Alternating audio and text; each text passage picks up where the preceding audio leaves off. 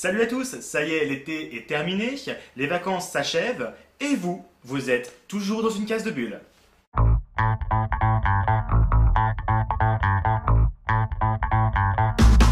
Comme pour la précédente vidéo, les auteurs de cet ouvrage ont décidé de créer une immersion pour le lecteur. Et ils ont réussi grâce à deux choses. Le genre utilisé, donc l'urban fantasy, et l'œuvre en elle-même. Donc, on va déjà parler de l'ouvrage. C'est pas une BD classique. En fait, les auteurs nous racontent qu'ils ont retrouvé des notes et des photographies de leurs grands-parents qui avaient découvert que le monde était peuplé de créatures fantastiques. Et donc, c'est un ensemble en fait, de preuves. Donc on a en face de nous un recueil de notes comme un roman épistolaire, accompagné de photos qui sont retouchées au dessin pour faire apparaître ces créatures. Et je trouvais que l'ensemble fonctionnait tellement bien que ça pouvait rentrer dans le genre BD, donc des images, du dessin et une histoire très bien racontée. Ça m'a fait penser tout de suite au cinéma à l'Histoire sans fin, où on a Bastien qui utilise un roman pour être projeté dans un univers.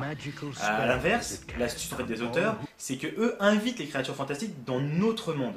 D'où l'urban fantasy, puisqu'en fait ils prennent donc la base d'un monde réel, donc le nôtre, où ils parsèment des créatures fantastiques comme des loups-garous, des vampires, des fantômes, des gnomes, des fées.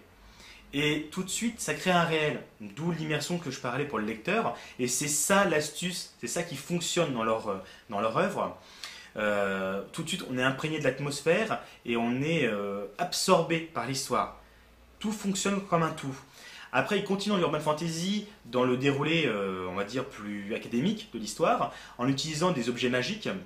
En fait, les grands-parents arrivent à prendre des photos de ces créatures fantastiques, que je disais invisibles à l'œil nu, car ils ont inventé en fait une lentille par des moyens assez ésotériques qui leur permettent donc de les capturer.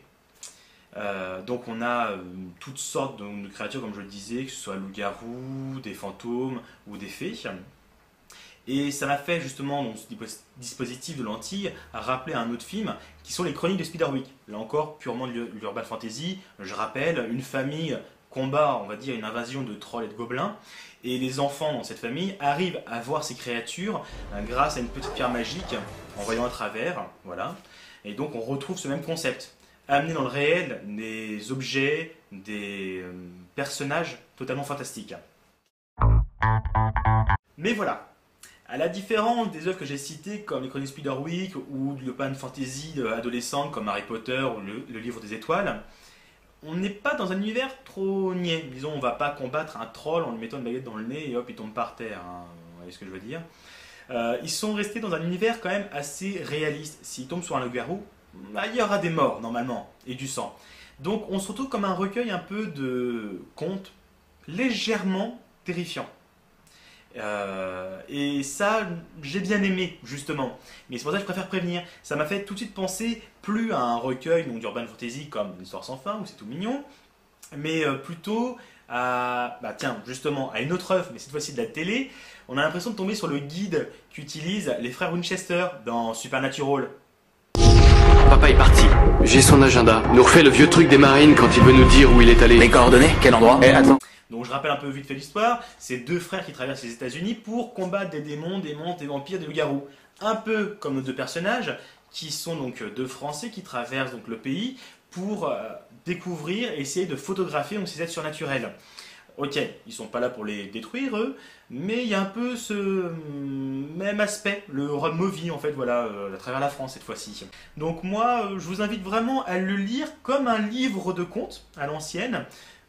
Vous prenez note par note, hein, chaque chasse ou découverte de monstres une par soir, vous la lisez, vous regardez les photos, ça vous met bien dans l'ambiance la nuit, vous allez avoir un petit peu peur peut-être, mais au moins vous serez totalement immergé justement, c'est le but. Hein.